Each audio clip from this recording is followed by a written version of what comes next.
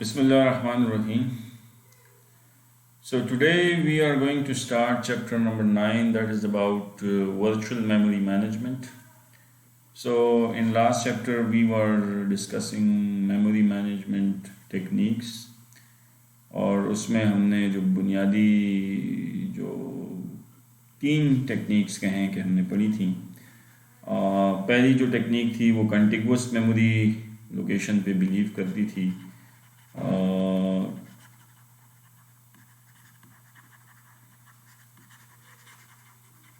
और उसका हमने जो है ना मसला समझा था कि फिर उसमें प्रॉब्लम यह था कि हम उसमें कॉम्पैक्शन करते थे। जब एक प्रोसेस आता था और उसके लिए एक जगह पर मेमोरी अवेलेबल नहीं होती थी, तो फिर हमें जो है ना प्रोसेसेस को एक लाइन में एक जगह पर लाकर हमें उसके लिए जगह क्रिएट करनी पड़ती थी।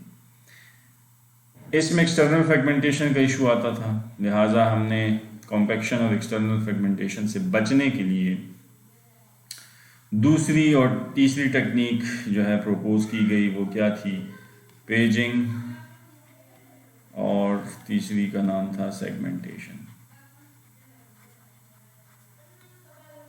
फिर इस पे हमने जब बात की तो हमने कहा कि इसमें जो है ना इंटरनल फ्रेगमेंटेशन होती थी, लेकिन ये था कि ये निस्बतन जो कंटिगुअस मेमोरी लोकेशन कॉम्पैक्शन और एक्सटर्नल फ्रेगमेंटेशन से निस्बतन बेहतर थी। लेकिन इसके अपने प्रॉब्लम थे क्योंकि इसमें फिक्स टाइज ऑफ ब्लॉक्स हम जो है ना एलोकेट करते थे। और फिर हमने कहा था कि जो ज़्यादा लॉजिकल वे है, जो इंसान जिस तरह से ह्यूमन सोचते हैं, दैट इज़ अबाउट सेगमेंट्स।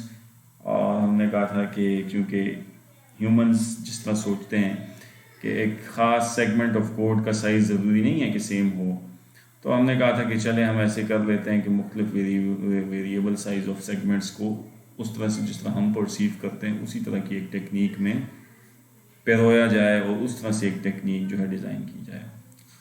और फिर हमने उसकी जो है ना टेक्निक्स जो है उसको भी समझा, उसको भी पढ़ा, और फिर हमने उसमें भी अपने जो है ना उसका भी एक स्लाइड प्रॉब्लम हमें नज़र आया कि इसमें भी स्लाइड एक्सटर्नल फ्रेगमेंटेशन जो है हमें मिली थी, लेकिन वो एक्सटर्नल फ्रेगमेंटेशन उतनी सीवियर नहीं थी जितनी कि हमें उस ऊपर वाले जो मेन कंटिगुअस मेमोरी लोकेशन मिली, क्योंकि हमें जो है ना वहाँ पे प्रोसेस लेवल पे जो है ना प्रॉब्लम होता था। पूरे प्रोसेस को हमें एक जगह मेमोरी देनी होती थी, जबकि यहाँ पे एक्सटर्नल फ्रेगमेंटेशन सेगमेंटेशन लेवल पे थी। यानी एक प्रोसेस के अंदर अगर 7 सेगमेंट थे डिफरेंट साइज़ के, तो वो 7 ज़रूरी नहीं है कि एक ही जगह पे मेमोरी में उनको जगह मिली जाए। एक इधर है, एक इधर है, एक इधर है, एक इधर है, तो रैंडम एक्सेस मेमोरी में उसको कहीं भी जगह दी जा सकती थी। तो वो ये एक्सटर्नल फ्रेगमेंटेशन का प्रॉब्लम सेगमेंटेशन में उतना सिवियर नहीं होता था जितना हमारी जो पहली टेक्निक थी उसमें था। बहरहाल तो हमने इसको समराइज़ किया था और इस हिसाब से हमने जो है फिर इसको जो है सोचने की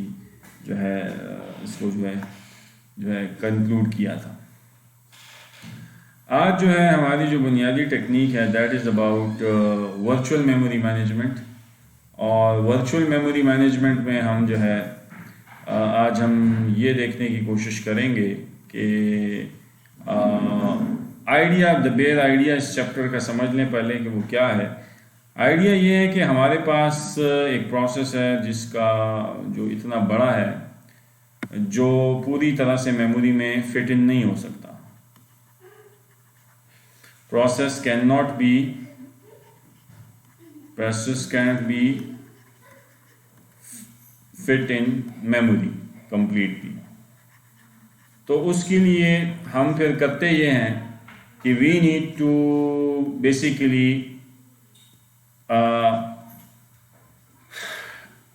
the idea is that we need to break the process, और हमें उसका कुछ पार्ट जो है उसको मेमोरी में लोड करना पड़ता है, और उसको हम जो है ना कुछ हिस्से को हम मेमोरी में लोड कर देते हैं और कुछ हिस्से को डिस्क पर रहने देते हैं। इससे होता ये है कि हमारे पास मल्टीपल जो प्रोसेसेस हैं वो मेमोरी में इंटरटेन हो जाते हैं। This is the main idea of virtual memory. अब हम देखते ये हैं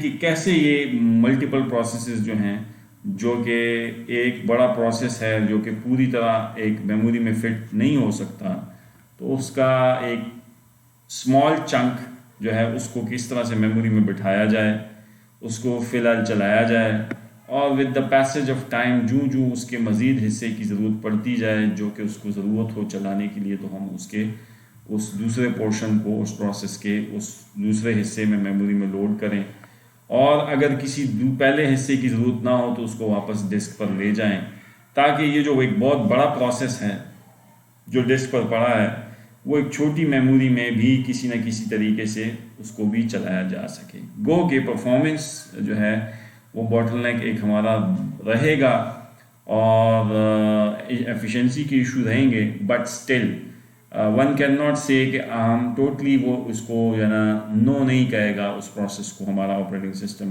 कि भाई आपका प्रोसेस जो है उसका साइज़ इतना बड़ा है कि वो मेमोरी की साइज़ से भी एक्सीड कर रहा है, लिहाजा I can not execute it completely. That's why वो स्ट्रेट नो नहीं करेगा, बल्कि वो कहेगा कि मैं इसको एक्सिक्यूट तो करूँगा बट मे बी उसको वो स्लो एक्सिक्यूट करे, या मे बी पूरे सिस्टम को वो स्लो कर दे, लेकिन ये है कि स्ट्रेट नो नहीं वो करेगा।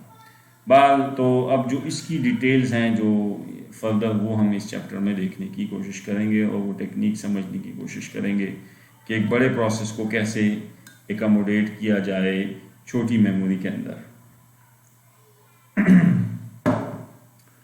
अच्छा जी, सो ये कुछ टेक्निक्स, ये कुछ जो है ना टॉपिक्स हैं।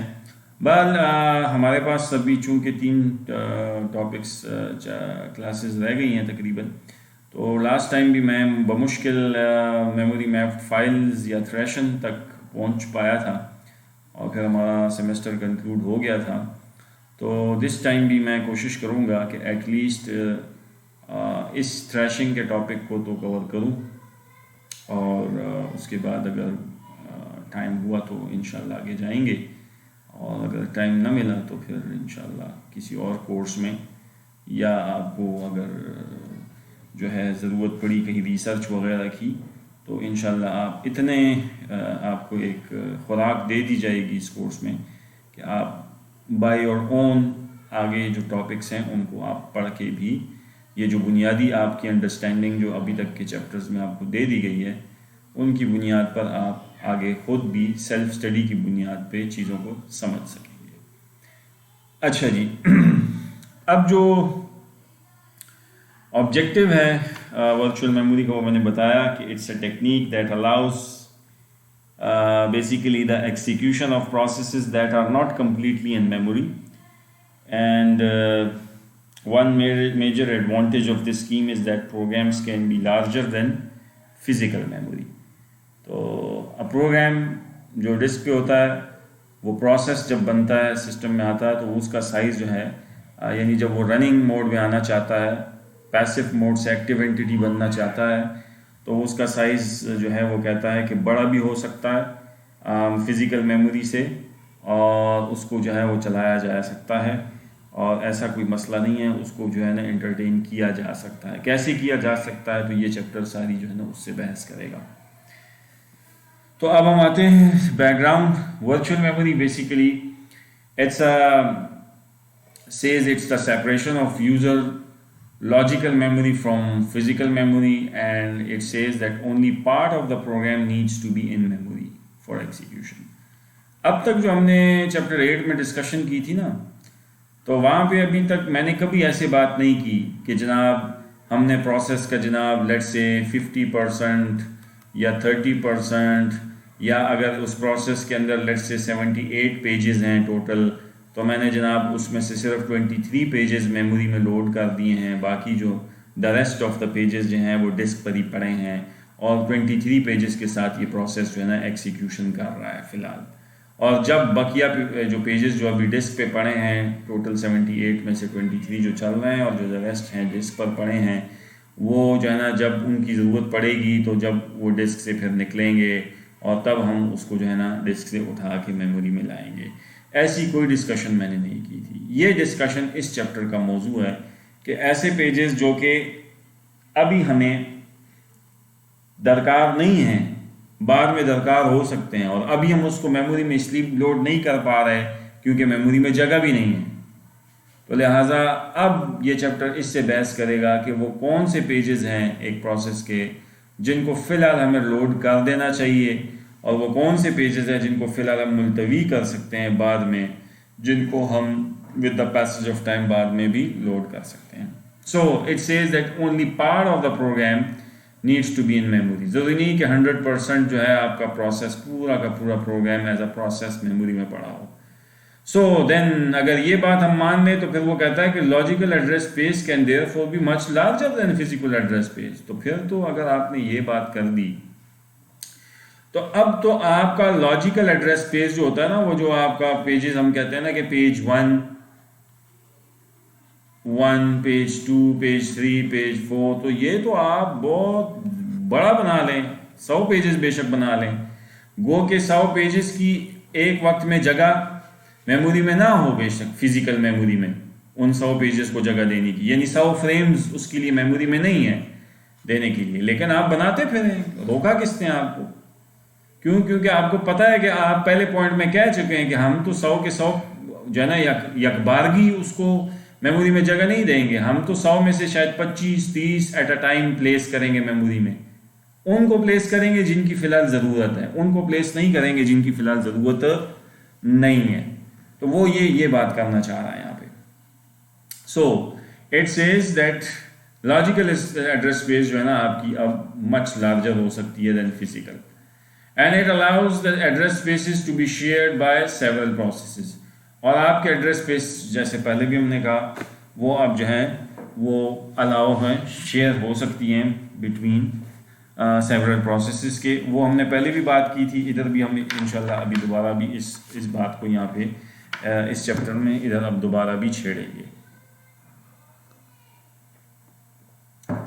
अच्छा, एक पॉइंट यहाँ पे एक और कहता है कि it allows for more efficient process creation. अच्छा, ये बात क्या है, तो इसको ज़रा इस तरह से लें कि पिछले चैप्टर में हमने जब बात की थी तो हमारी अंडरस्टैंडिंग ये थी कि एक प्रोसेस अगर मिसाल के तौर पे आपकी डिस्क है, डिस्क को यूजुअली हम इस डायग्राम से शो करते हैं ना, डाटाबेस वगैरह भी आपने पढ़ा है. डिस्क से कुछ पेजेस हैं एक प्रोसेस के, वो आते हैं सबसे पहले मेमोरी में आएंगे ना. मिसाल एक प्रोसेस है, उसके 3 पेजेस हैं, तो 3 जो है ना फिजिकल मेमोरी में आएंगे, ठीक है ना जी. अब वो 3 मेमोरी में मुख्तलिफ फ्रेम्स में आके बैठेंगे, ठीक है ना जी, और उसके बाद फिर सीपीयू उनको चलाएगा, ठीक है ना जी. तो जब चलाने से पहले आयो तो होगा ना, इनका आयो होगा, इसका पेज का भी, इसका भी, तो प्रोसेस क्रिएशन में टाइम लगेगा. यानी ये 3 पेजेस जो हैं इसके डिस्क से आयो हो के फ्रेम्स में आएंगे तो प्रोसेस क्रिएट होके चलेगा ना. लेकिन जब आप वर्चुअल मेमोरी के चैप्टर में आए तो अब तो आपकी प्रोसेस क्रिएशन बड़ी तेज़ होगी. अब तो आप ये कह रहे हैं कि ज़रूरी तो नहीं है कि मैं सारे के सारे पेजेस को लोड करूं, मैं तो मेमोरी में जितनी मुझे जगह होगी देने के लिए एक प्रोसेस की, और उसके जो टोटल पेजेस हैं, मिसाल के तौर पे एक प्रोसेस के जो है ना 6 पेजेस हैं और मेमोरी में सिर्फ 3 फ्रेम्स अवेलेबल हैं, तो मैं पहले 3 उसके जगह आयो करके और उसको चलाना शुरू कर दूंगा, बकिया 3 अभी मैं लोड नहीं करूंगा. तो अब मुझे बताए ना, जो पिछले चैप्टर की स्कीम थी वो तो ये कहती थी कि 6 के 6 पेजेस को जब तक तुम पूरा का पूरा यहाँ लोड नहीं करोगे मेमोरी में तब तो प्रोसेस चलेगा नहीं, तो क्रिएट ही नहीं होगा वो, ठीक है ना जी. प्रोग्राम प्रोसेस बनेगा ही नहीं. प्रोसेस की बात कर रहा है, प्रोग्राम की नहीं कह रहा. Program is a passive entity जो डिस्क पे पड़ी होती है.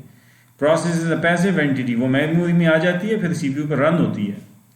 तो जब प्रोसेस है उसके 6 पेजेस हैं, जब वो आपके मेमोरी में आएंगे फुली तो तब प्रोसेस वो बन के चलेंगे ना. लेकिन वर्चुअल मेमोरी के चैप्टर में, इस चैप्टर 9 में आके हम तो ये कह रहे हैं कि ज़रूरी तो नहीं है कि वो 6 के 6 पेजेस सारे लोड होंगे तो चलेगा, नहीं. उसके पहले 3 पेजेस हम जो ज़रूरी चलने के लिए वो लोड कर देते हैं, उसको चलाना शुरू कर देते हैं सीपीयू से के साथ. जो पिछले चैप्टर में हमने डायग्राम्स पढ़ी थी जितनी भी, ये हमने कहा था मेमोरी है जिसमें फ्रेम्स हैं, ये डिस्क हो गई. यहाँ पे आपने एक पेज टेबल बनाया था जिसमें वो सीपीयू से लॉजिकल एड्रेस जनरेट होता था. एक पेज टेबल था ना आपका जो मैपिंग करता था आपको मेमोरी में कि किधर है इसका फ्रेम पड़ा हुआ है इस पेज का.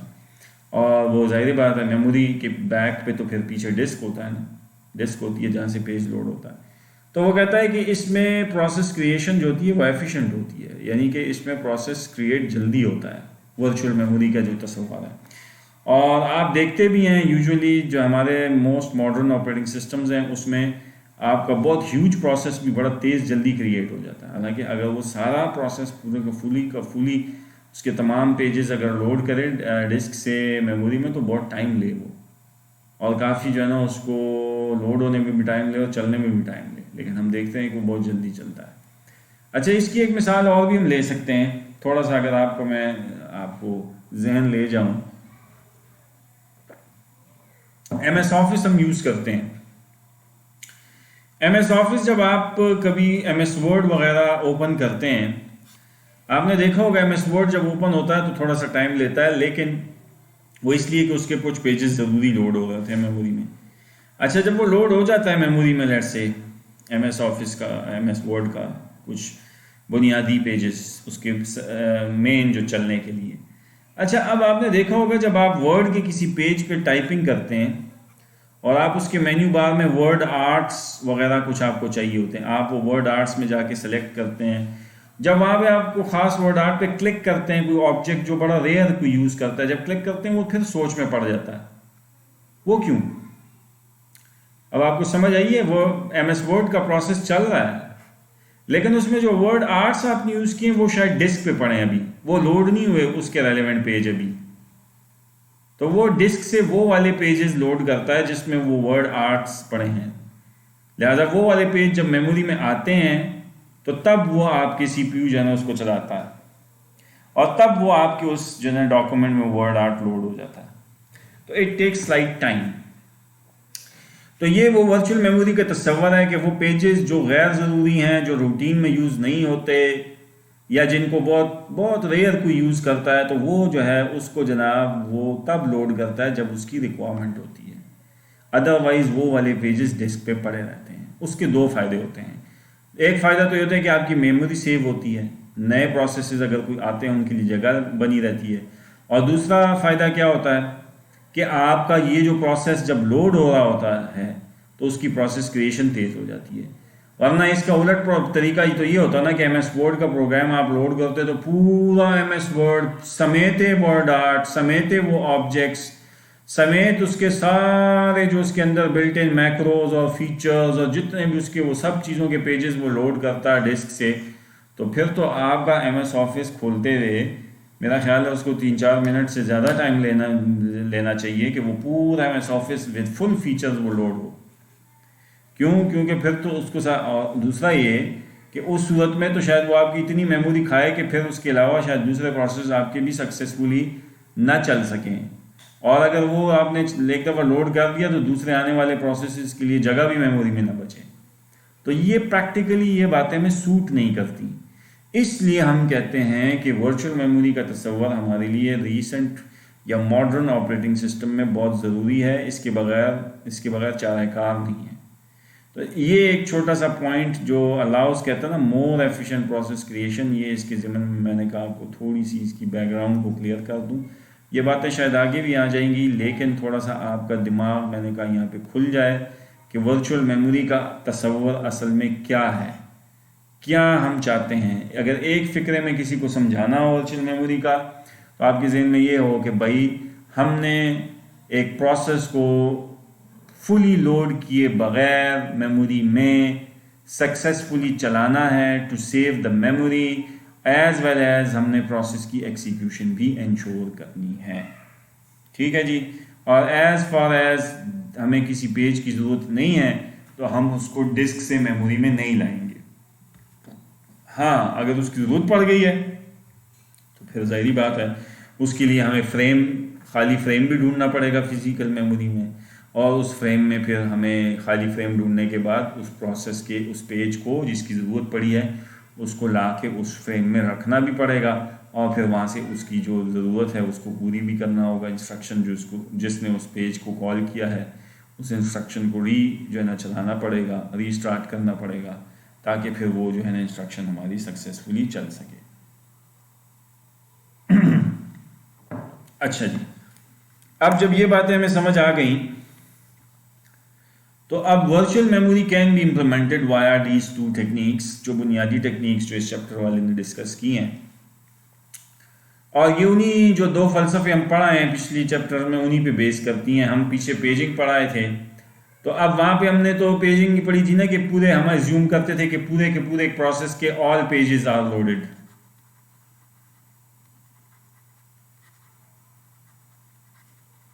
वहाँ तो ये अजम्पशन थी ना पिछले चैप्टर में। यहाँ क्या अजम्पशन हम लेंगे कि नहीं, डिमांड पेजिंग होगी। हमने अभी कहा ना कि हम किसी प्रोसेस के तमाम पेजेस लोड नहीं करेंगे, only part of the program needs to be in memory. हमने ऊपर कहा है ना एग्जीक्यूशन, यानी मैंने अभी मिसाल आपको दी कि अगर एक प्रोसेस के 13 पेजेस हैं, तो अगर 3 पेजेस के साथ वो सिर्फ स्टार्ट ले सकता है सक्सेसफुली, तो हम 3 लोड करेंगे फिलहाल, 10 नहीं करेंगे, वो 10 डिस्क पर होंगे। जब इन 3 में चलेगा वो, और उसको जब साथ साथ इन 10 में की जरूरत पड़ती जाएगी, तो एक एक करके वो आएंगे मेमोरी में।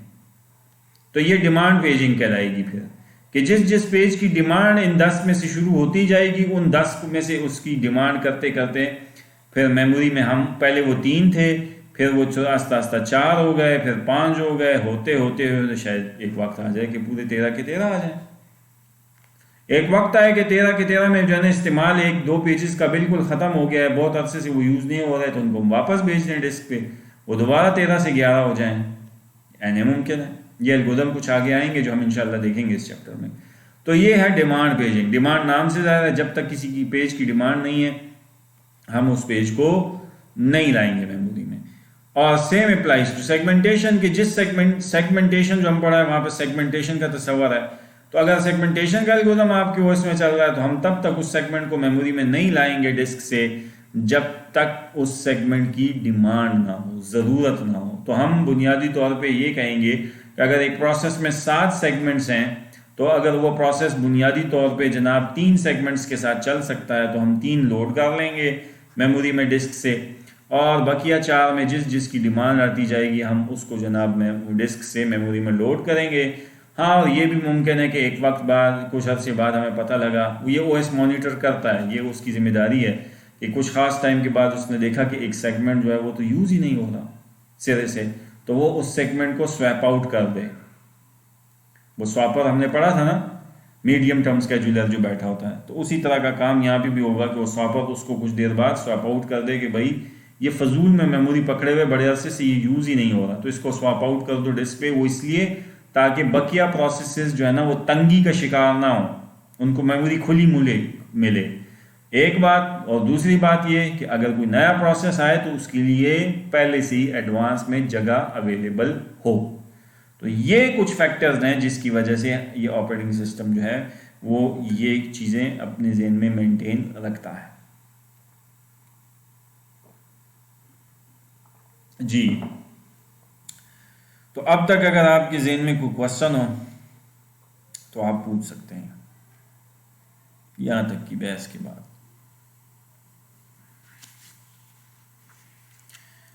अच्छा जी, तो अब आगे चलते हैं। अब वही जो मैंने सारी बातें की, अगर उसको एक पिक्टोरियल रिप्रेजेंटेशन में देख लें, तो अब पिछले चैप्टर तक अगर आपको याद हो तो हम ये डायग्राम का इतना हिस्सा सिर्फ देखते थे, हम डिस्क नहीं देखते थे उस वक्त, क्योंकि डिस्क उस वक्त हम ये अजम्पशन लेते थे कि बस मेमोरी में फुल प्रोसेस इज लोडेड, ये हमारी अजम्पशन होती थी चैप्टर 8 में मेमोरी मैनेजमेंट। लेकिन यहाँ हमारी वो अजम्पशन नहीं है, और एक्चुअली भी ऐसे नहीं होता। क्यों? क्योंकि फिजिकल मेमोरी इतनी बड़ी नहीं होती। आपको पता है कि मेमोरी का जो साइज होता है ना वो far less than size of the disk. इस साइज से वो फार लेस होता है। तो सारे प्रोसेस को कि पूरे एक प्रोसेस में मिसाल के तौर पे ये जनाब 9 पेजेस एक प्रोसेस के हैं, तो ये सारे के सारे आके यहाँ नहीं बैठ सकते, इतनी मेमोरी नहीं है। शायद वो शुरू में एक प्रोसेस के सिर्फ ये 4 पेजेस लोड करे, जब ज़रूरत होगी तो फिर इसमें से इसको करेगा, फिर इसको करेगा, फिर ज़रूरत इसकी पड़ी, फिर इसकी पड़ी, फिर इसकी पड़ी, ऐसे। और ये मेमोरी मैप है इसका कि इस प्रोसेस को कितनी इसका फलाना पेज नंबर 2 किस फ्रेम में पड़ा है। तो मेमोरी मैप से आपके जहन में आ गया होगा, ये बेसिकली वहाँ पे हमने कहा था ये वो पेज टेबल है, जिसको हम मेमोरी मैप भी कह सकते हैं, कि ये आपको मैपिंग देता है कि ये पेज का मैप है आपके किस फ्रेम में मैप है, यानी कि किस फ्रेम में ये पड़ा है। तो अब अच्छा, डॉट डॉट डॉट डॉट का मतलब पेज 5, मतलब ये क्या, ये वो वाली बात जो ज़रा गौर से सुने, ये चैप्टर वाले ने ऐसी डायग्राम्स नहीं बनाई, ये पिछली बातों को ज़रा जोड़ें इसके साथ। यहाँ पे इसने शुरू में कहा कि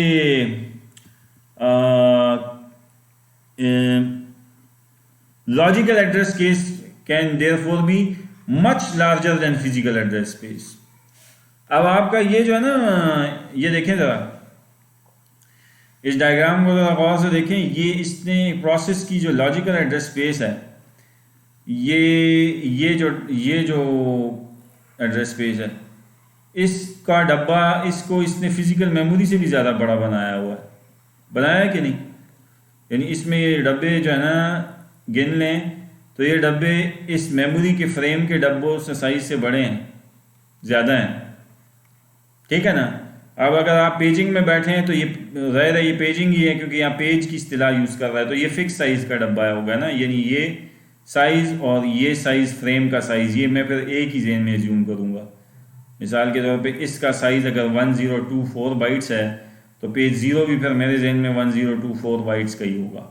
तो अब आपके मिसाल पेज बाय मतलब ये कि ये लॉजिकल एड्रेस स्पेस अब आपके मिसाल 5000 पेजेस का भी हो सकता है। गो कि आपकी फिजिकल मेमोरी में लेट से 4000 फ्रेम्स की जगह है, तो 5000 पेजेस का होने का मतलब ये है कि ये 5000 पेजेस इसके डिस्क पे पड़े होंगे,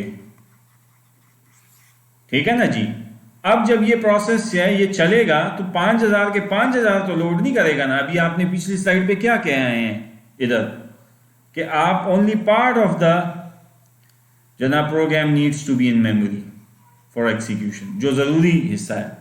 तो 5000 में से वो पहले मिसाल के तौर पे 1000 पेजेस लेट्स से वो लोड हो जाएंगे इधर, 4000 में से 1000 डब्बे फ्रेम्स वो इसको एलोकेट हो जाएंगे, और फिर साथ साथ जिन जिन फ्रेम पेजेस की ज़रूरत पड़ती जाएगी वो डिस्क से लोड होते जाएंगे इन उस फ्रेम्स में, मज़ीद जिन जिन के ज़रूरत पड़ती जाएगी।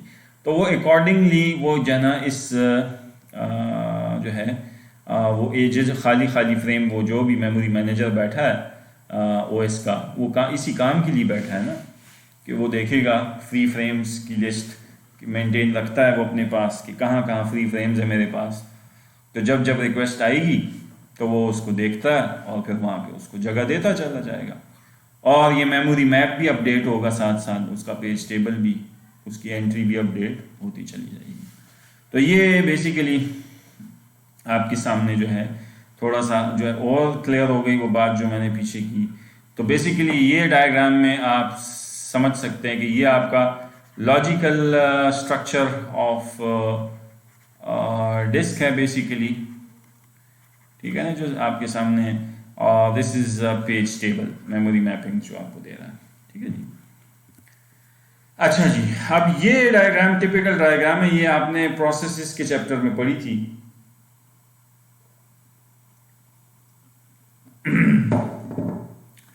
अच्छा, यहाँ इसको दिखाने का मतलब दोबारा क्यों है वो ज़रा अभी समझ लेंगे हम दोबारा। क्या आपने कहा था कि एक प्रोसेस का जो है ना, जो होता है ना वर्चुअल एड्रेस स्पेस होता है एक, हमने कहा था, या लॉजिकल एड्रेस स्पेस, और virtual address space is contiguous, और हमने कहा था it is having base and limit register philosophy, ठीक है ना जी। और एक बात हमने ये कही थी कि ये स्टैक और heap area grow and shrink होते हैं। ये एरोज बता रहे हैं कि ये कहने को ये ज़ीरो से मिसाल के तौर पे हम कह सकते हैं कि ये 10,000 तक जा सकता है मैक्स, ठीक है ना।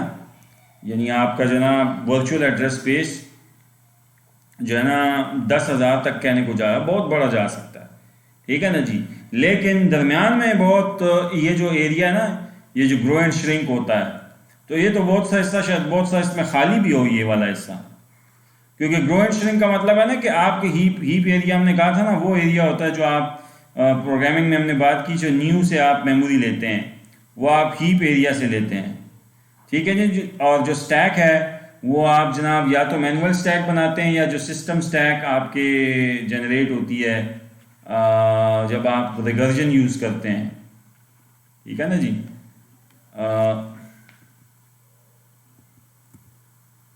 रिकर्जन जब आप यूज़ करते हैं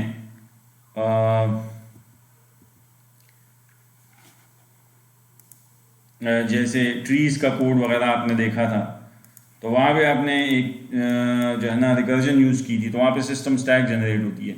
तो ज़्यादा जब आप जितनी रिकर्सिव कॉल ज़्यादा होंगी आपकी सिस्टम स्टैक ग्रो होगी, बढ़ती जाएगी ऐसे, ठीक है ना जी। तो ये एरिया आपका बढ़ता चल जाएगा।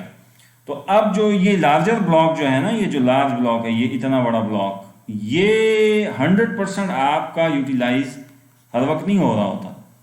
And this large block that is a blank space और होल भी जिसे हम कह सकते हैं, ये जो है ना between heap and stack it is a part of you can say virtual address space, ठीक है ना। ये पार्ट ऑफ दैट है, यानी 10,000 जो मैंने यहाँ से यहाँ लिखा है ये उसके अंदर इसका हिस्सा है ये, ठीक है ना जी।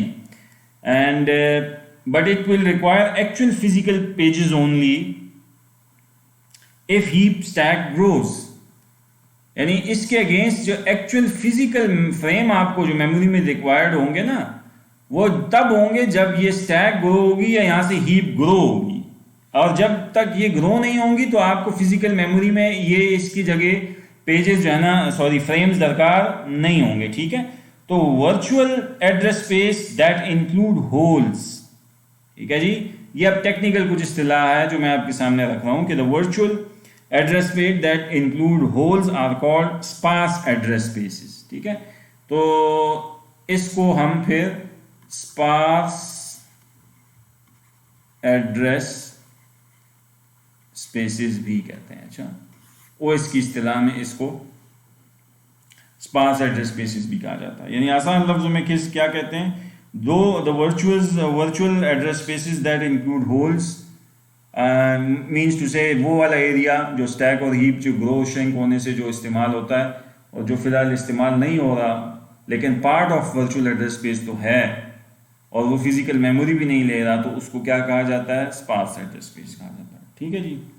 सो in other words, we can say that the ability to execute a program that is only partially in memory would have the benefit that a program would no longer constrained by the amount of physical memory that is available, and user will write programs for an extremely large virtual address spaces, ठीक है। Thus, it is basically simplifying the programming task. तो ये एक beauty हो गई अब आपके पास कि आपके पास वर्चुअल एड्रेस स्पेस आपका बहुत लार्ज हो गया और दरमियान में आपके पास स्टैक और हीप एरिया जो ग्रो एंड श्रिंक हो रहा है, तो कोई मसला नहीं है। आपका लॉजिकल एड्रेस स्पेस या वर्चुअल एड्रेस को आप जितना भी बड़ा करते हैं कोई मसला नहीं है, होता रहे आपका बड़ा। वो तो जब आप जब फिजिकल मेमोरी तभी लेंगे जब वो ग्रो होगा, जब श्रिंक होगा तो फिजिकल मेमोरी खुद ब खुद वहां से फ्रेम्स खत्म होते चले जाएंगे।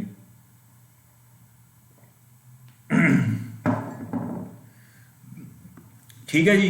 बहरहाल तो ये थोड़ा सा आपको ये बताना मकसूद था कि लॉजिकल एड्रेस स्पेस अब आपका बहुत बड़ा भी हो जाए तो उससे घबराना नहीं है, हमने होता रहे, जितना इस्तेमाल हो रहा है लॉजिकल एड्रेस स्पेस का हिस्सा तो उतनी फिजिकल मेमोरी हमने यानी ज़हन में रखनी है कि हमने लेनी है। अच्छा, फिर जो उतनी लेनी है वो भी ज़रूरी नहीं है कि हमें सारी लेनी है। मसलन अब अगर हमारे 100 पेजेस हैं लॉजिकल एड्रेस स्पेस में किसी प्रोसेस के, 100 में से 55 या 60 हमने यूज़ किए थे किए में, ठीक है, और ये जो 40 है ये स्पार्स एरिया जो है, ये जो मैंने कहा ये एरिया है स्टैक और हीप एरिया, इसके हैं ये 40 पेजेस। अब इसमें से 20 हमने यूज़ कर लिए तो 60 से 20 हो गए 80 हो गए, तो उसके लिए भी 20 फ्रेम्स हमें मिल गए, ठीक है ना जी। तो 80 फ्रेम्स हो गए, फिर ये 20 ख़त्म हो गए, फिर 60 पे आ गए। अब वर्चुअल मेमोरी का तकाजा है कि 60 में भी कुछ पेजेस ऐसे हैं जो कि बड़े अरसे से यूज़ नहीं हो रहे, तो ऐसे मुमकिन है कि ओएस का मेमोरी मैनेजर उस 60 पेजेस में से भी कुछ पेजेस आपके वापस डिस्क पे फेंक दे और उन 60 में से 40 या 30 आपके सिर्फ मेमोरी में रह जाएं। वो कौन से वाले रह जाएं? जो बहुत रीयूज़ हो रहे हैं, बहुत इस्तेमाल में आपके हैं। तो ये जना ये सब ओएस ने डिसाइड करना होता है। ओएस का एक चेकर है, एक ऊपर चेक एंड बैलेंस रखने वाला एक बंदा है मेमोरी मैनेजर के पास, और उसके वो एल्गोरिथम्स आगे आ रहे हैं जो ये सब हिसाब किताब रखते हैं, जिससे जनाब आप एफिशिएंटली ओएस फिर ये मैनेज करता है कि किस प्रोसेस का कौन सा पेज जो है ना उसको उसके अगेंस्ट जो फ्रेम एलोकेट किया गया है उसको कितने वक्त तक अभी मज़ीद रखना है और कब इसको वापस निकाल के जो है डिस्क पे वापस भेज देना है। ठीक है जी, तो ये कुछ जो बहस थी, जो बुनियादी बेस लाइन, यानी जैसे कहते हैं ना एक बुनियाद फराम करनी थी वर्चुअल मेमोरी की, जो ज़रूरी थी शुरू में, क्योंकि आगे जितनी भी बातें आएंगी वो इस पे जो है ना डिपेंड करेंगी। अच्छा, इसी के साथ लगे हाथों आगे एक डायग्राम देख लें तो और भी बात क्लियर हो जाएगी।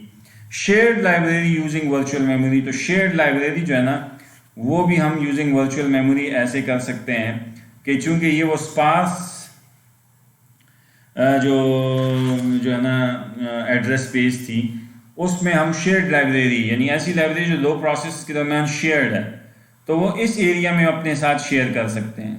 ठीक है ना जी, हमने कहा था ना इंटर प्रोसेस कम्युनिकेशन आईपीसी, तो कोई लाइब्रेरी भी हम जो शेयर हो रही है उसको हम इस एरिया में रख सकते हैं। और हमने कहा था ना पिछले चैप्टर में कि वो फिर वो शेयर्ड लाइब्रेरी जो होगी वो सेम जगह रिफ्लेक्ट होगी, यानी पेज टेबल में हमने याद है आपको वहाँ एक बात की थी कि वो सेम जगह आप पेज टेबल में रिफ्लेक्ट करेंगे शेयर लाइब्रेरी को। तो आप देखें आपकी जो है ना ये वाला एरिया जो है ना ये जो पेजेस मिसाल के तौर पे ये अगर इस प्रोसेस का पेज नंबर 15, 16, 17 है तो उस प्रोसेस का भी फिर पेज नंबर 15, 16, 17 है, और इसका अगर ये फ्रेम नंबर 81, 82, 83 में लोडेड है तो हम ये कहेंगे कि इसका भी 81, 82, 83 में है। तो अब ये शेयर्ड मेमोरी का तस्वर आ गया शेयर्ड लाइब्रेरी का कि ये एक जगह लोडेड होगी लेकिन इसको रेफर दोनों कर रहे हैं। तो जब सीपीयू इस प्रोसेस को चला रहा होगा, कॉन्टेक्स्ट स्विच जब होगा इसको चला रहा होगा, तो वो भी इस फ्रेम्स को यूज करके इस लाइब्रेरी को यूज कर रहा है, और जब कॉन्टेक्स्ट स्विच होगा और ये जो है ना स्विच होके इसका कॉन्टेक्स्ट अनलोड होगा और इसका कॉन्टेक्स्ट लोड होगा, तो ये भी जाएगा 81, 82, 83 को जो यूज करके उस शेयर्ड लाइब्रेरी का जो कोड है उसको जनाब यूज करके उसको एक्वायर करके उसका इस्तेमाल करेगा, और फिर जनाब इसके बाद दोबारा अगर इसका नंबर आ जाता है तो फिर ये दोबारा इसको ये यूज़ कर सकता है। तो शेयर्ड लाइब्रेरी जो है ना उस हिस्से में आपकी पड़ी होगी जहाँ पे आपका जो है ना स्पार्स स्पेसेस हैं जो कि ग्रो एंड शेयरिंग होती है। क्यों? क्योंकि ये वो एरिया है जो सब के दरमियान शेयर किया जा सकता है, ओपन स्पेस है ना, शेयरेबल है। ये ऐसा मिसाल है ना कि आपका जनाब एक बड़ा घर है और घर के साथ एक मैदान है जो आपके हिस्से हैं, तो वो मैदान आप जो है ना शेयर कर सकते हैं, लेकिन घर के अंदर जो आपके प्रोसेस का अपना पर्सनल कोड है, पर्सनल डेटा है, अपना जो है ना और चीज़ें वो हर एक की अपनी अपनी हैं, जैसे अपना कोड है, टेक्स्ट सेक्शन है, डेटा सेक्शन है, लेकिन जो है ना ओपन स्पेसेस जो है ना वो आप शेयर कर सकते हैं एक दूसरे के साथ, कॉमन स्पेसेस।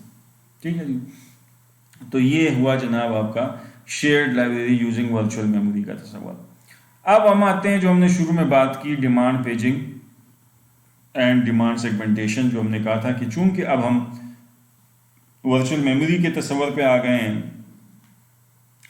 तो अगर हम पेजिंग में बैठे हैं तो अब हमारा तस्वर ये होगा कि हम पेज को तब लोड करेंगे मेमोरी में कि जब उसकी ज़रूरत होगी। अब हम वो आइडिया लेके नहीं चलेंगे कि जनाब हमने अगर एक प्रोसेस को चलाना है तो सारे के सारे पेजेस उसके जनाब एडवांस में लोड कर देंगे, नहीं।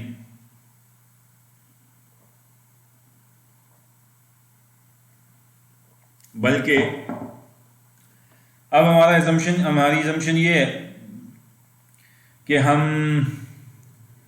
ज़रूरी पेजेस को सिर्फ लोड करेंगे शुरू में एक प्रोसेस को चलाने के लिए जो उसकी सेहत के लिए ज़रूरी है, उसकी चलने के लिए। ठीक है जी, तो वो कहता है ये कि bring a page into a memory only when it is needed. तो इससे होगा क्या कि लेस आईओ इज नीडेड। आपके प्रोसेस के लेट से 70 पेजेस थे, आपने शुरू में उसके सक्सेसफुल प्रोसेस को स्टार्ट करने के लिए, क्रिएशन के लिए सिर्फ 10 पेजेस से भी वो चलना शुरू कर सकता था, तो आपने आईओ कितने का किया, डिस्क से मेमोरी में कितने पेजेस का आईओ किया, 10 पेजेस का।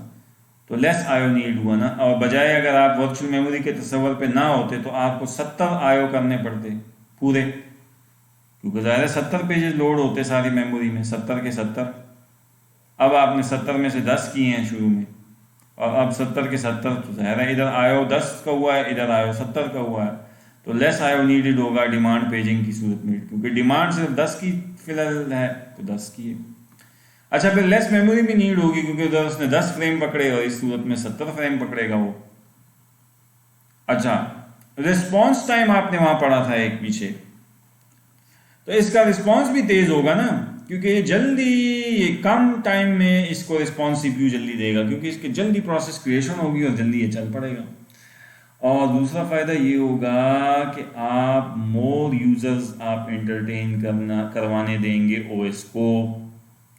क्यों? क्योंकि आपकी मेमोरी में जो आपने सिर्फ 10 फ्रेम्स पकड़े हैं, तो अब ओरिजिनल एल्गोरिथम में तो आप 70 पकड़ते तो मेमोरी ज़्यादा खाते आप, तो बकिया नए प्रोसेसेस के लिए आप जगह कम छोड़ते, तो ज़्यादा नए प्रोसेसेस एंटरटेन ना हो सकते। जब आपने 10 पकड़े तो अब ज़्यादा प्रोसेसेस इस मेमोरी में एकोमोडेट हो सकते हैं, तो मोर यूजर्स। तो डिमांड पेजिंग बज़ाहिर तो हमें ऐसे अजीब लगती है, लेकिन फ़ायदे वाइज अगर आप देखें तो इसके फ़ायदे हमें ज़्यादा नज़र आते हैं और हैं। अलबत्ता उसकी कुछ ड्रॉबैक्स भी हम देखेंगे, वो इंशाल्लाह जब चैप्टर जब वाइंड अप करेंगे या कंक्लूड करेंगे तो थोड़ी सी बातें फिर उस पर भी कर लेंगे। अच्छा, तो अब उसूल क्या होगा अगली बुलेट में देखें कि उसूल ये होगा कि इफ पेज इज नीडेड तो रेफर करें, आप इसको रेफरेंस टू इट करें। लॉजिकल एड्रेस स्पेस में आपने देखा ना इस डायग्राम में पीछे, इसमें आपने पेज नंबर 2, सीपीयू ने पेज नंबर 2 का कोई वो जनरेट किया। याद करें पिछला चैप्टर की बातें याद होनी चाहिए, पी और डी का कॉम्बिनेशन ना, पेज नंबर और ऑफसेट। वो जाता था ना पेज टेबल में, मेमोरी मैप में जाता था इधर, फिर यहाँ पे उसको फ्रेम मिलता था, फिर आप यहाँ से जाते थे उस फ्रेम पे, यानी मिसाल के तौर पे अगर ये फ्रेम नंबर 10 है और वो ये है, और उसमें फिर ये कितना आगे जाना है, ये वो ऑफसेट बताता था आपको कि इतना जाना है आगे। ठीक है जी, ये सारी बातें। तो अब ये मिसाल के तौर पे अगर यही मैं मिसाल ले लूँ कि 0 1 2 3 4 5 6 7, अगर ये मेमोरी मैप इतना ही मैं ज़ूम कर लूँ कि 7 पेजेस इसके जेन्युइन है, 7 पेजेस का ये प्रोसेस है। ठीक है, तो इसका मतलब है कि अगर ये 9th पेज जनरेट करे तो ये तो फिर इलीगल हुआ ना, वो मॉड बिट याद करें हमने लगाई थी, 9th पेज इस प्रोसेस के लिए फिर इलीगल है, यानी ये अपनी लीगल जो रेंज ऑफ पेजेस है उससे ज़्यादा की बात कर रहा है, जो कि इसमें है ही नहीं, एग्जिस्ट ही नहीं करता। तो दो बातें अब हुई। अब आ जाए इस बात पे कि पेज अगर आपने नीड है ना आपको हुई है तो आप पेज को रेफर करेंगे, तो दो बातें होंगी, या तो इनवैलिड रेफरेंस आप देंगे, जैसे अभी मैंने कहा कि अगर एक पेज के टोटल एड्रेस स्पेस में 7 पेजेस हैं और आपने पेज नंबर 9 रेफर किया तो आपने गुनाह कबीरा मुर्तकिब हुए, यानी आपने तो कोई जानबूझ की गड़बड़ की है, यानी आप किसी दूसरे के या तो एड्रेस स्पेस में मेमोरी में जाना चाह रहे हैं, या कोई आप ओएस को ब्लफ करने की कोशिश में है, तो फिर उसका नतीजा ये है कि आपको एबोर्ट किया जाएगा, ओएस कहेगा निकलो बाहर, आपके प्रोसेस को वो टर्मिनेट करेगा, ज़बरदस्ती एबोर्ट करेगा उस सूरत में। क्यों? क्योंकि आपने कुछ गड़बड़ करने की कोशिश की है। क्यों? क्योंकि आपने एक ऐसे पेज को रेफर सीपीयू से लॉजिकल एड्रेस स्पेस जनरेट किया है कि वो 7 नंबर पेज के अंदर नहीं है, यानी पहले 7 पेजेस के अंदर वो लाए नहीं करता। अच्छा, दूसरी सूरत क्या हो सकती है जब पेज आपने को नीडेड था और मेमोरी में नहीं था, कि वो नॉट इन मेमोरी है, तो फिर उसका मंतकी नतीजा क्या है कि फिर आपको वो तब इंस्ट्रक्शन चलेगी जब तक आप उस पेज को मेमोरी में लाते नहीं, क्योंकि अब आप डिमांड पेजिंग में बैठे हैं। पिछले चैप्टर में ये मसला हमारे साथ नहीं हो सकता था, नॉट इन मेमोरी वाला, क्योंकि वहां हम एज्यूम करते थे कि डिमांड पेजिंग का तो है ही नहीं तो मामला। वहां तो हम ये कहते थे कि जब एक प्रोसेस चलता है तो 7 पेजेस अगर उसको चाहिए तो 7 के 7 फ्रेम्स हमारे लिए उसके लिए अवेलेबल है, वो उसमें लोड हुआ होगा। अब इस चैप्टर में तो हम कह रहे हैं कि नहीं, आपके प्रोसेसेस तो बहुत ज़्यादा हो सकते हैं, मेमोरी तो इतनी ज़्यादा नहीं है। तो अब आप क्या करेंगे, बहुत ज़्यादा पेजेस जो होंगे एक प्रोसेस में, तो बहुत ज़्यादा पेज है ना, तो सारे तो आप उसको नहीं देंगे, क्योंकि अगर आपने सारे जो है ना पेजेस उसके उठा के फ्रेम्स उसको दे दिए तो जो बाकी आने वाले प्रोसेस हैं वो तो बेचारे मुंह देखते रह जाएंगे, तो मेमोरी में सिर्फ एक ही प्रोसेस चलेगा, इसका मतलब है नहीं, ऐसा तो नहीं हो सकता। आप तो हर प्रोसेस को एंटरटेन करेंगे, तो नतीजा क्या है, नतीजा ये हुआ कि आप हर प्रोसेस के ज़रूरी पेजेस लोड कर लेंगे और the rest of the pages को तब तक लोड नहीं करेंगे जब तक वो रेफर नहीं होते। तो जब वो रेफर नहीं होते, जब वो तक तो वो नहीं डिस्क से लोड होंगे, और जब वो रेफर होंगे यानी पेज जब, तो अब वो यही वाली बात हो गई कि जब वो पेज ज़रूरत होगी तो वो रेफर होगा, जब वो रेफर होगा, जब वो नॉट इन मेमोरी होगा तो उसको तुम्हें ब्रिंग इनटू मेमोरी करना होगा। जब ब्रिंग इनटू मेमोरी करना होगा डिस्क से, तो फिर तुम्हें उसके लिए जगह क्रिएट करनी होगी, यानी फ्रेम मेमोरी में अवेलेबल करना होगा। और अगर फ्रेम अवेलेबल है तो फिर तो बल्ले बल्ले लगाओ उसको उधर, और अगर फ्रेम मेमोरी में नहीं है तो फिर क्या करो, तो फिर भाई साहब फिर इसके अपने एल्गोरिदम्स हैं, वो आगे आ रहे हैं। एक हल मैं आपको बता देता हूँ, और वो हल क्या है कि भाई साहब किसी तरह उसके लिए एक फ्रेम खाली करो। तो जनाब फिर ये गोरज किस पे लगेगी, ये जनाब घंटी किसकी बजेगी, किस प्रोसेस का पेज लोड होगा, तो इसके लिए एल्गोरिदम है। हम एक तरीका सोच सकते हैं, बेचारा कमज़ोर कौन है जिस पे गोरज लग सकती है, जी जिसकी प्रायोरिटी लो है, लोएस्ट प्रायोरिटी प्रोसेस के जनाब उसका एक पेज निकालो बाहर, और उसके फ्रेम को खाली जो तुमने किया है ना, उसमें उस फ्रेम में इस नए प्रोसेस का जो जिसको तुम्हें पेज रेफर हुआ है ना, उसमें जनाब खाली फ्रेम में इसको इसके पेज को लगा दो। ठीक है जी, तो ये एक मैंने बात की है, आगे एल्गोरिदम इंशाल्लाह पढ़ेंगे तो उसमें फिर हम डिटेल में सारी बातें करेंगे इंशाल्लाह। अच्छा जी, तो बाहर यहाँ पे ये कुछ बातें अभी मज़ीद डिटेल्स मांगेंगी, ये आगे आएंगी इंशाल्लाह। अच्छा जी, अब एक इस्तिलाह है लेजी स्वापर, लेजी सुस्त स्वापर है ये क्या कहता है, ये never swap a page into memory unless page will be needed. अच्छा, एक डिस्क है हमारे पास, डिस्क को हम इस तरह से डायग्राम में शो करते हैं ना डाटाबेस वगैरह में। अब डिस्क में जनाब ये हमने जैसे पिछले डायग्राम में यहाँ पे देखी है, वो कहता है डिस्क से वो कभी प्रोसेस को लाता ही नहीं है, डिस्क के किसी एक पेज को मेमोरी के फ्रेम में लाता ही नहीं है जब तक कि ये वाला पेज कहीं सीपीयू से रेफर ना हो, सीपीयू से एक बाइट रेफर ना हो, एक लॉजिकल एड्रेस है ना, ठीक है ना, जनरेट ना हो जो इस पेज का हो।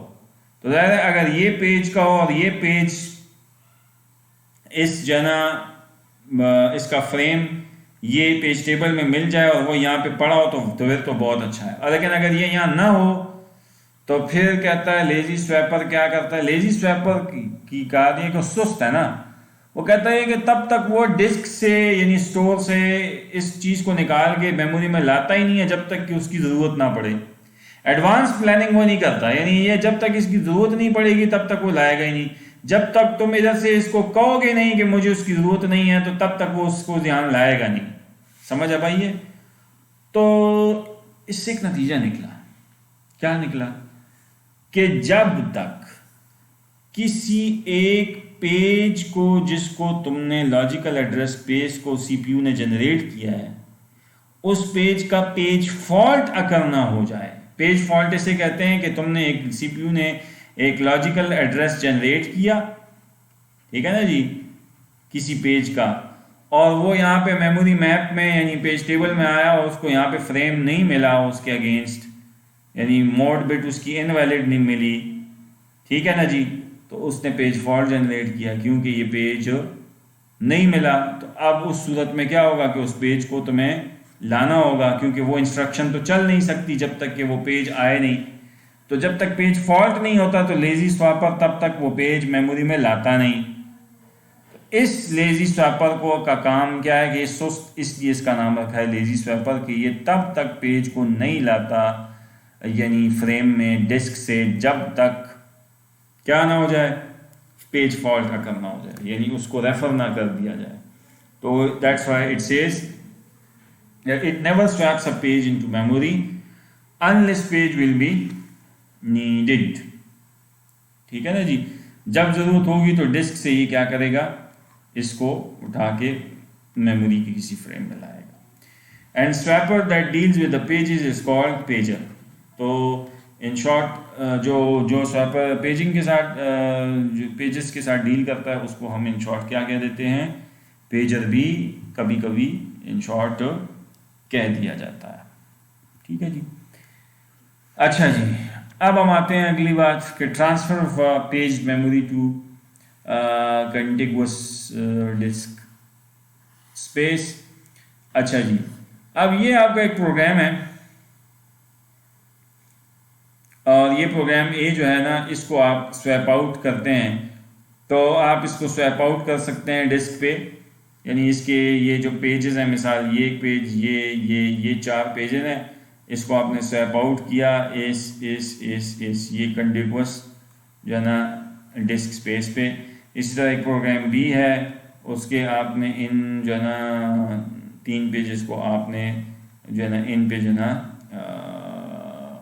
आपने क्या कर दिया, स्वैप आउट कर दिया, यानी ट्रांसफ़र कर दिया कंटिगुअस डिस्क स्पेस पे। और वहीं से फिर इसको हम उठा के जब ज़रूरत होती है तो स्वैप इन करते हैं, जब ज़रूरत होती है तो स्वैप आउट करते हैं। अब ये जो स्वैपर होता है ना, जो हमने बात पहले भी की, मीडियम टर्म स्केड्यूलर के ज़िमन में भी हमने जब स्केड्यूलर डिस्कस किए थे बात की, तो स्वैपर यही करता है कि स्वैप स्पेस से स्वैप इन करता है या कभी स्वैप आउट करता है, कभी स्वैप इन करता है, कभी स्वैप आउट करता है। उसकी रीज़न हमने मल्टीपल पढ़ी थी उस चैप्टर में। ठीक है ना जी, तो वो यही है। और वर्चुअल मेमोरी के तस्वर में अब आपको और भी रीजंस मिलना शुरू हो जाएंगी। अच्छा जी, वैलिड इनवैलिड बिट का तस्वर वही है इस चैप्टर में भी जो वहां पे था पिछले चैप्टर में, कि with each page table entry a valid and invalid bit is associated. Valid का मतलब है कि ये पेज मिसाल के तौर पे पेज नंबर 0 1 2 3 4, तो 4 के आगे अगर ये 81 लिखा हुआ है तो मिसाल तो ये फिर आई नहीं होना चाहिए, वी होना चाहिए वैलिड। लेकिन अगर यहाँ पे कोई एंट्री मौजूद नहीं है तो फिर यहाँ आई होना चाहिए, इनवैलिड। और वी का मतलब होता है वैलिड। मतलब ये कि इसका मतलब है कि इस प्रोसेस के ये 0 से लेके पहले 3 पेजेस यानी 4 पेजेस पहले इनके अगेंस्ट को फ्रेम नंबर लिखे होंगे तो वो आपको मेमोरी में मिल जाएंगे पेज टेबल। तो v for valid, i for invalid. अच्छा, अब 04 से यहाँ से लेट से अगर ये 19 तक है तो 19 पे आई का मतलब होना का मतलब ये कि 19th जो है ना 19th page is not loaded in any frame का ये मतलब है। अच्छा, लेकिन अगर आपने 20th या 25th पेज जनरेट किया है तो 25th पेज का मतलब यह है कि पेज फॉल्ट भी हुआ और आपने साथ में गुनाह कबीरा भी किया है। क्या मतलब कि 25th पेज तो आपकी लॉजिकल एड्रेस स्पेस में भी नहीं है, तो अब आप टर्मिनेट भी होंगे, आपको ज़बरदस्ती निकाला जाएगा, आपने जानबूझ के कोई किसी दूसरे के एड्रेस स्पेस में जाने की कोशिश की है। ये वही बात है जो मैंने यहाँ पे आपको पॉइंट नंबर 2 में इधर इस स्लाइड में कहाँ कही थी, इधर कही थी कि not in memory, sorry invalid reference. आपने इनवैलिड रेफरेंस दिया, लिहाजा यू विल बी अबॉर्टेड। और दूसरा ये है वो जो मैंने जो मिसाल दी उधर कि 19th वाली, तो ये है नॉट इन मेमोरी वाली कि not loaded in any frame. तो उस सूरत में फिर आपको डिस्क से इसको लाना पड़ेगा, एक फ्रेम खाली करना पड़ेगा और इधर जो है उसको लिए जगह बनानी पड़ेगी और फिर उसको यहाँ पे आप जो है उसको यहाँ पे जगह देंगे. So during this address translation, if valid bit in page table entry is I, it means that there is a page fault. ठीक है जी. I means that there is a page fault. अच्छा, अब होगा क्या? देखें, प्रैक्टिकली स्पीकिंग जो पिछला chapter था उसकी डायग्राम आप याद करें. वहाँ पे CPU से आप एक लॉजिकल एक एड्रेस जनरेट करते थे. P and D के कॉम्बिनेशन था. वो आप जनाब पेज टेबल को देते थे. तो पेज नंबर लेट से 3 अगर है तो इधर यहाँ पे 83 है, तो ये 83 फ्रेम में यानी लोडेड है और इस तरह चले जाते थे. अब अगर यहाँ पे और ऑफसेट वहाँ जोड़ देते थे और इधर से यहाँ आते थे F और जनाब ये D यहाँ मिलता था D के साथ और जनाब आप पहुँच जाते थे मेमोरी में. सही है जी, फ्रेम नंबर में, और D इतना ऑफसेट आप लेके आगे चले जाते थे. अच्छा, अब ये इनवैलिड का मतलब तो ये ना कि आपने एक ऐसा इंस्ट्रक्शन चलाया है जो इंस्ट्रक्शन एड्रेस या जनरेट किया है या किसी ऐसी जगह फंक्शन में जंप मारा है जो कि आप जब उस गए हैं उस पेज पे, मसलन 17 नंबर पेज पे, तो यहाँ आए तो यहाँ तो कोई नहीं है, इनवैलिड है. तो अब इसका क्या मतलब है कि ये इंस्ट्रक्शन तो चल गई यहाँ से, CPU ने तो फायर कर दिया है. अब वो फायर यहाँ आया तो यहाँ पे उसे पता चला है कि वो फायर तो उड़ाया गया, वो पेज तो है नहीं. तो अब आपको ये फायर दोबारा करना पड़ेगा. लेकिन दोबारा करने से पहले आपको क्या करना पड़ेगा? आप उसे कहेंगे भाई इसको ठीक करो, ये फायर तब अब मैं करूँगा यहाँ से कि तुम इधर इसको लोड करो. तो अब आप पूरी प्रोसीजर करेंगे. आप डिस्क से ये जनाब 17 नंबर यानी जो पेज क्या है ना, इसको किसी फ्रेम नंबर 87 में लोड करेंगे मिसाल के तौर पे, और उसकी एंट्री यहाँ लाएंगे, 87 यहाँ लिखेंगे, और फिर इसको कहेंगे कि अब दोबारा ये तुम इंस्ट्रक्शन चलाओ. तो अब जब वो यही दोबारा चलाएगा तो 17 पे आएगा, 87 मिलेगा, 87 का यहाँ से और यहाँ पहुँचेगा. तो इसका मतलब है कि you need to restart what? You need to restart the instruction.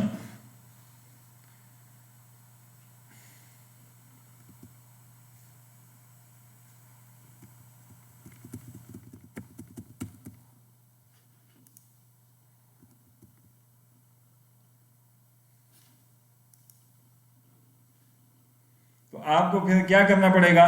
वहां से रीस्टार्ट करनी पड़ेगी इंस्ट्रक्शन को, और इंस्ट्रक्शन रीस्टार्ट करने के बाद आपको जो है, ताकि वो जब दोबारा चलेगा तो दोबारा चलने के बाद जब वो दोबारा उधर ही मैप होगा तो वहां से फिर इसको वो जो है ना इंस्ट्रक्शन जो है ना सक्सेसफुली चलती हुई मिल जाएगी, और वो जो है ना सक्सेसफुली वो इंस्ट्रक्शन इस दफ़ा चल जाएगी. क्यों? क्योंकि अब वो वाला पेज फ्रेम जो है ना उसके अगेंस्ट उसको मिल जाएगा.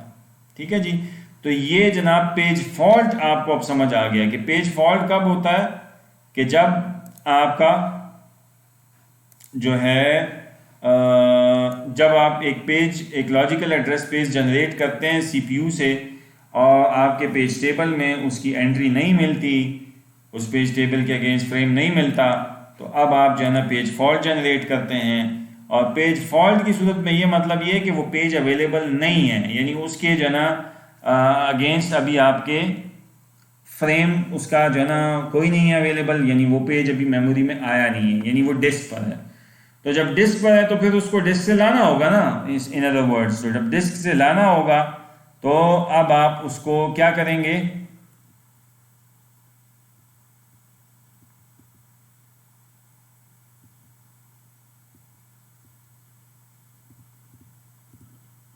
अच्छा जी. तो डिस्क से जब लाएंगे तो उसको डिस्क पर से ला के दोबारा से उस इंस्ट्रक्शन को रीस्टार्ट करना होगा. तो अब इस बात को मैं अपनी दोबारा से एक्सप्लेन करता हूँ और आप इसको फिर से सुने इस बात को. अच्छा जी. तो लेडीज प्रॉपर क्लियर हो गया, ये भी हो गया. हाँ जी. अब गौर से सुने, दोबारा से जो मैंने सारी बातें की इसको समराइज करते हैं. If there is a reference to a page, first reference to that page will trap to an OS. अच्छा, पहला रेफरेंस तो वो कहता है याद रखें कि हमेशा ओएस को पेज फॉल्ट करेगा. देखें लेजी स्वैपर तो अभी आपने पढ़ा ना, वो क्या करता है, वो तो सिरे से कहता है कि मैं तो पेज को सिरे से मेमोरी में लाऊंगा ही नहीं, मैं तो पेज को लोड ही नहीं करता जब तक कि उसको तुम कभी रेफर नहीं करते. ठीक है ना जी. और जब तक तुम उसको रेफर नहीं करोगे मैं उसको मेमोरी में लाऊंगा नहीं, और जब तक तुम उसको मेमोरी में लाते नहीं हो तब तक इंस्ट्रक्शन चलेगी नहीं सक्सेसफुली. समझ आ रही है बात?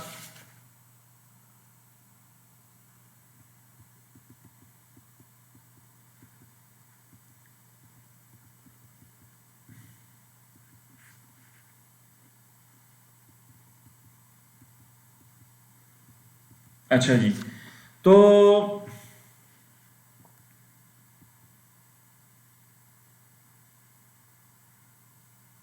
अच्छा जी, तो अब वो कहते हैं कि पहली दफ़ा जब आपके में एज्यूम ये करें कि एक प्रोसेस है वो डिस्क से लोड होगा तो उसका कोई पेज नहीं आया. ठीक है, बिल्कुल पहली दफ़ा आएगा, पहला पेज उसका सीपीयू से पहला एड्रेस जनरेट होगा तो पहली दफ़ा तो एक पेज फॉल्ट आएगा, तो वो इसका एक पेज लोड होगा इधर, अगला होगा लोड होगा लेट से इधर. ठीक है, लेकिन पहली दफ़ा तो ये इस पेज के लिए पेज फॉल्ट आएगा तो स्वापर इसको ले लाएगा ना, लेजी स्वापर. तो वो कहता है कि if there is a reference to a page, first reference to that page will always trap to OS. यानी सॉफ्टवेयर एरर आएगा ना, ट्रैप सॉफ्टवेयर जनरेटेड एरर को कहते हैं. और ट्रैप यानी page fault is a kind of a trap, क्योंकि आपका इंस्ट्रक्शन तो नहीं चली. अच्छा, अब जब ट्रैप होगा तो होगा क्या उस सूरत में? OS looks at another table to decide. OS के अपने पास एक OS मेंटेन करता है कि ये बताओ ये जो रेफरेंस इस प्रोसेस ने किया है ये इनवैलिड रेफरेंस तो नहीं है. यानी सीपीयू ने ये जो एड्रेस इस प्रोसेस ने जनरेट किया है ये इसकी लीगल जो वर्चुअल एड्रेस 0 से लेट से 19 पेजेस तक इसके जेन्युइन एड्रेसेस जनरेट हो सकते थे ना पेजेस के. आया ये 19 पेजेस के अंदर अंदर का एड्रेस है? अगर वो कहता है कि है तो फिर तो ये दूसरा बुलेट होना चाहिए ना कि जस्ट नॉट इन मेमोरी है, क्योंकि वो ज़ाहिर लेजी स्वैपर तो तब तक चीज़ को लाता नहीं मेमोरी जब तक वो रेफर नहीं होता. तो इसका मतलब है कि फिर वो मेमोरी में है नहीं ना. लेकिन अगर ये 19 से बड़ा कोई पेज इसने दिया हुआ है तो फिर तो ये इनवैलिड रेफरेंस है, इस प्रोसेस ही को वो अबॉर्ट करेगा कि ये तो तुमको गड़बड़ कर रहे हो. इसका मतलब है ये पीछे जो मैंने एक्सप्लेन किया वही बात है. तो बहरहाल हम तो एज्यूम करते हैं कि वो जस्ट नॉट इन मेमोरी है, यानी कि वो अभी मेमोरी में आया नहीं. अच्छा, जब आया नहीं तो अब क्या करोगे? अब आया जब नहीं तो उसको लाओगे ना मेमोरी में. तो जब उस पेज को मेमोरी में लाओगे तो उसके लिए पहला दूसरा बुलेट क्या करोगे? एम्प्टी फ्रेम तलाश करोगे उसके लिए मेमोरी में कि नहीं? क्या पता तुम्हारी इस मेमोरी में एम्प्टी फ्रेम ही नहीं ना हो इस डिस्क से इस पेज को लाने के लिए. अच्छा चलो वो भी मिल गया. अच्छा, वो मिल कैसे गया? वो इसके लिए पीछे आगे पढ़े एल्गोरिथम है, हम पढ़ेंगे. अच्छा, मिल गया. मिलने के बाद swap page into that frame. जब मिल गया ये वाला लेट से, तो इसमें ये वाला पेज आके बिठा दोगे, बैठ गया. फिर तुम क्या करोगे? Reset tables. हाँ जी, रीसेट टेबल का मतलब ये है कि तुमने वो पेज टेबल की जो एंट्री है ये जो एंट्री है इसकी, ये जो इनवैलिड था जहाँ, यानी ये जिधर मिसाल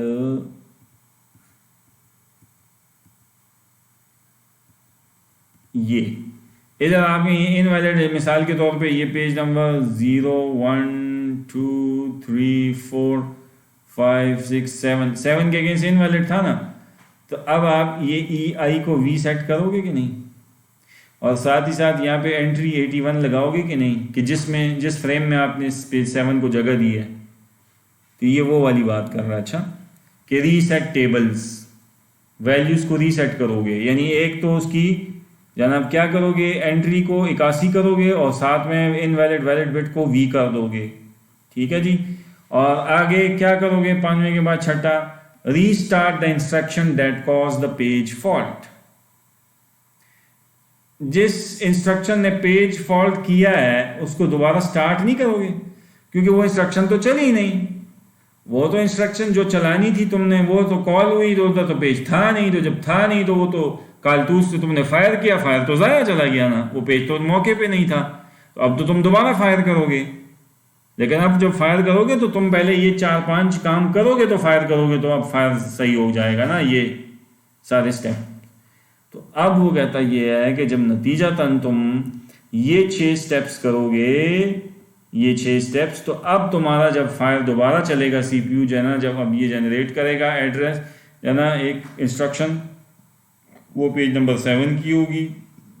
पेज नंबर 7 जो है ना वो फ्रेम नंबर 81 में लोडेड होगा, मेमोरी के 81 नंबर फ्रेम में, और वो वहाँ से ऑफसेट लेगा डी और उधर जाएगा और यहाँ पे वो इंस्ट्रक्शन होगी उसको चलाएगा, और उसके बाद जनाब वो आगे जाएगा ऐसे। ठीक है जी।